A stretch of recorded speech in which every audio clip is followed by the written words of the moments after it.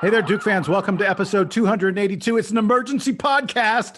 We had to jump on moments ago, literally just moments ago. The news came out that Jalen Johnson, the star freshman for the Duke Blue Devils, would be opting out of the rest of the season to prepare himself for the NBA draft. Actually, you know what? I'm not sure. I guess, did it say prepare for the NBA draft? I'm not sure if it technically said that. They said he was opting out of the rest of the season. I think we know that Jalen Johnson is headed off to the NBA. I am Jason Evans. We're going to quickly hop on and give you our reaction to this. Joining me also are Sam Klein and Donald Wine. By the way, you will notice some of our voices sound different. We don't have our usual setups. We don't have our good microphones, all that other stuff. We're giving you the raw, the honest, the immediate reaction that we get. Sam, how you doing this evening? Tell me how you heard about this. I heard about this because you texted us that we have to get on and talk about it. I had looked away from my phone for like 10 minutes and all of a sudden it was Jason Evans, 7:00. Right now it's 7:15. Jason Evans texted us at 7:00. Guys, I think we have to do a show tonight because Jalen Johnson just opted out of the season. So I am, as we're talking, and I also, full disclosure here, because we might as well, this is all like happening minute by minute. Then Jason called me and was like, I guess we're doing the show now. And I was like, I don't know. Should we wait like an hour to find out? Nope, we're just doing it. We need to talk about it. We don't know what's going to come out tonight. It's late. So let's say hi to Donald. Hi, I'm here. This is how I found out. I'm still in the place that I found out, which is my car. Jason called me and I had zero clue what was going on until he told me not 3 minutes ago. I am sitting in my car outside of my friend's house where I was on my way to dinner. I just called them. The only thing I have done is seen the tweet from Goodman, talk to Jason and talk to my friends and let them know I will be inside in 10 minutes. So guys, let's start with this. And let's talk specifically about the impact on the Duke basketball team. You know, pretend like this is a season-ending injury. I don't want to get into the reasons behind it yet. We will get into that in a little bit, but just the impact on the Duke team. Sam, I'll begin with you. We should note, and we've been talking about this, Jalen Johnson's role on this team has been greatly diminished the past couple games. The team has actually changed a lot in the last few weeks, not just with Johnson's injury from a couple months ago where he was out for a few weeks. During that time, Jamin Brakefield was playing a lot in his absence. And I think, Brakefield was getting like 15, 20 minutes a game.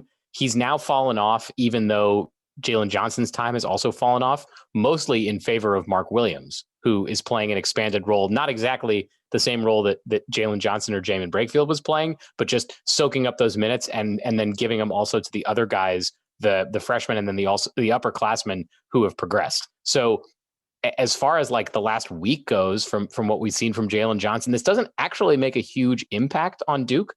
Mark Williams is playing a lot.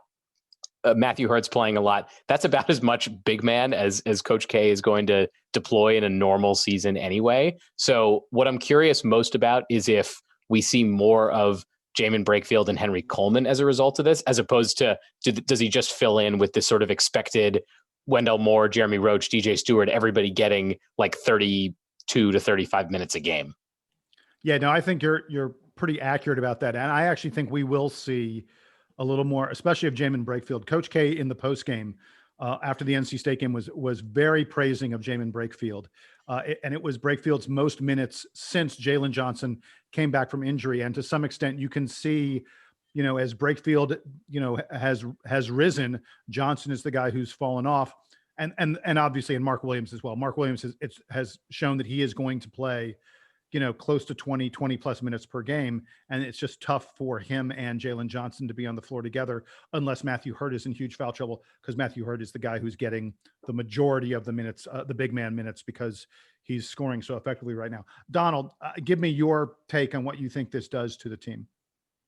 I mean, I think a lot of it's changing in the sense that Mark Williams won't have to look to the bench to see if Jalen Johnson's coming in to replace him, right? Like that was initially when Jalen Johnson came back last month from the injury.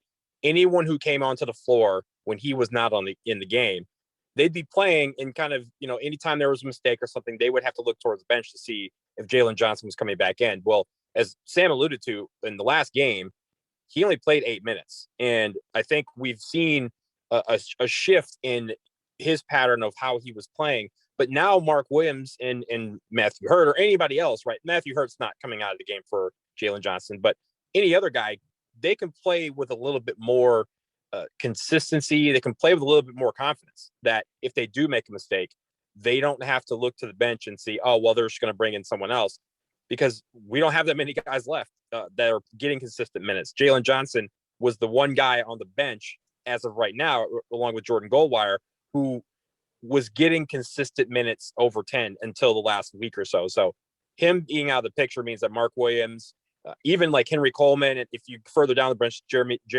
Brakefield, those guys aren't going to have to look to the bench and see if someone's coming in for them. They can play with a little bit more confidence, and hopefully that'll make them play better on the court. By the way, looking forward to next year, Duke has at the moment a 2-man recruiting class coming in of Paulo Banchero and AJ Griffin. They are not really affected by Jalen Johnson. We have all been operating under the assumption, I think, all this time that Jalen Johnson is out at the end of this season regardless. And, he's like the talented forward. Both of those guys coming in next year are talented forwards. Neither of them is a primary ball handler, and they're not centers. So that's basically the breakdown of player types that we have nowadays. So those guys come in next year, and we're expected, I think, to log a lot of minutes because of this change for Duke. And I granted it's only a few more weeks of the season, but the opportunity here for both Jamin Brakefield and Henry Coleman to get just a bit more seasoning before those guys come in could actually have an effect on them getting minutes next year relative to those other guys. Because guess what? There is going to be, regardless of what happened this year, and I know we don't want to speculate too much on, whose fault this is, if anybody, what Jalen Johnson is thinking, et cetera. I think over time, maybe we'll learn more about that, but we don't know right now. What we do know is that there will be some amount of soul searching going on in the program about the way that they worked with Jalen Johnson. And to the extent that that affects the relationship that the program has with either Banchero or AJ Griffin next season, can only be good for Jamin Brakefield and Henry Coleman. So I know that's a little far in the future, and we'll certainly talk more over the summer about it, but it's something to keep in mind as we're watching the end of the season and the development of these freshmen who haven't gotten a ton of minutes yet.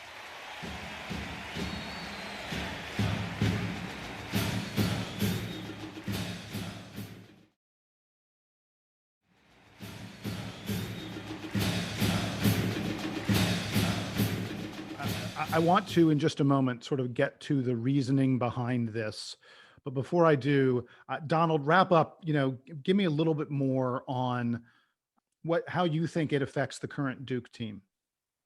Well, I think, and this is obviously coming out sort of out of left field, but it's poignant in the sense that not 4 hours ago, I was hanging out with my best friend who also went to Duke with me, was in Meyer Court with me. We're homies. And we were talking about this team, and we were talking about Jalen Johnson in relation to other big time one and done players that come through.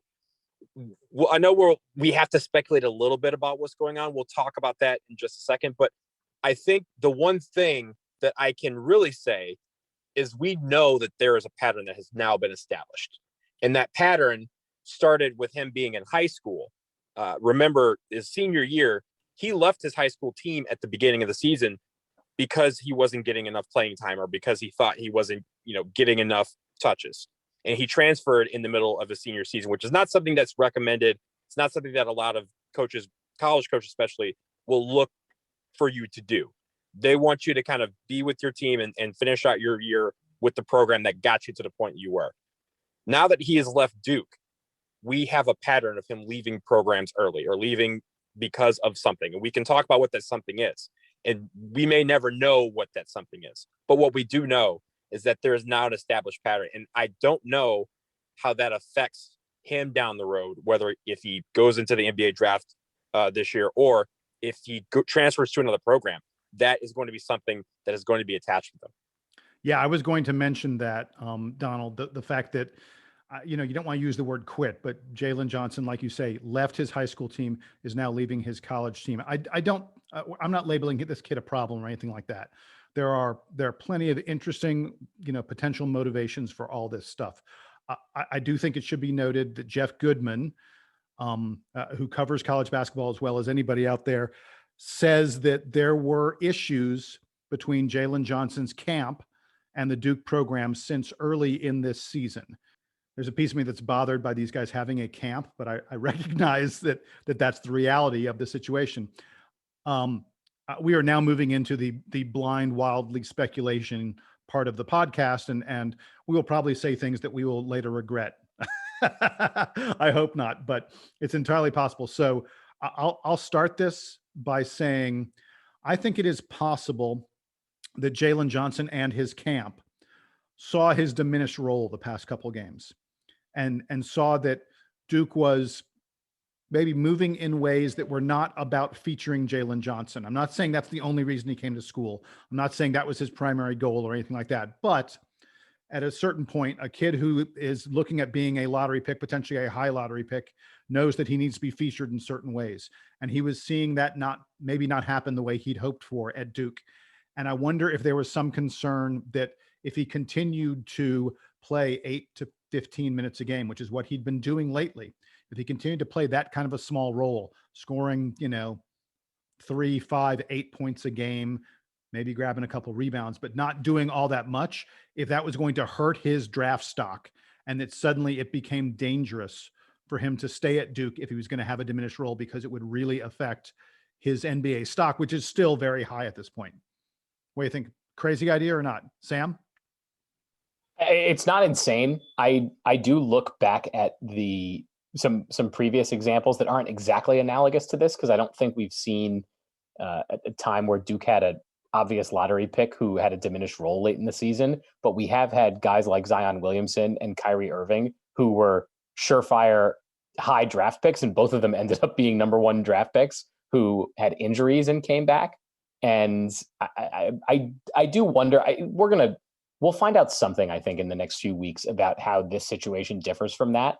And I don't necessarily want to speculate too much, because there's also a possibility here that Duke has done wrong by Jalen Johnson, and we just don't know yet. Yeah, and honestly, so there's a couple of things that I'm thinking about, right? The first thing is this.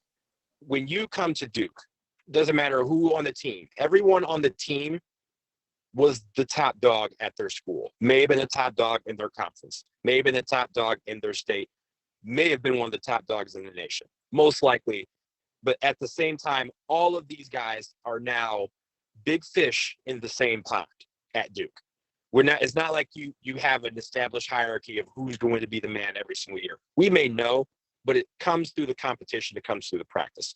And sometimes Duke doesn't line up the guys the way that they would line up as a professional. If you take a look at, the 2016 team where we had Jason Tatum and Harry Giles, like, no one thought that they were going to be as stellar, especially Jason Tatum, in the NBA if you just took a look at what they did at Duke, because they unpacked their backs. They got into the system. They put their game to match the system that was going to work for the team as best as possible. I don't think that necessarily happened here. And that might be the thing that has to be evaluated by the coaching staff and by the program over the next few weeks and months. But it seems like there is some disconnects between Jalen Johnson's camp and Duke. At the same time, yeah, I get it. You want to be able to shine. You want to be able to get that. But what better way to do that than to stand out as the best player at Duke, right? Most players, if you have that, and you say, hey, this guy led Duke. This guy was one of the best players Duke's had. That brotherhood, that DUKE across your chest and next to your name on every roster that you'll ever be on the rest of your life, that will carry you. That will help carry you. Your game will get you to places, but that'll help. And he's going to go throughout the rest of his career, and he's going to have Duke next to his name, but it's going to seem kind of hollow to some, and I understand why it would. And I think that's all I'll say without really speculating on all the details, but I do think that part is very clear, that there is some disconnect, and he's going to have to figure out what that is and really how that figures into the rest of his career. By the way, before we wrap on this show, because I'm sure we'll talk about this again, I just want to get this in very quickly. I hope that everything is okay with Jalen Johnson.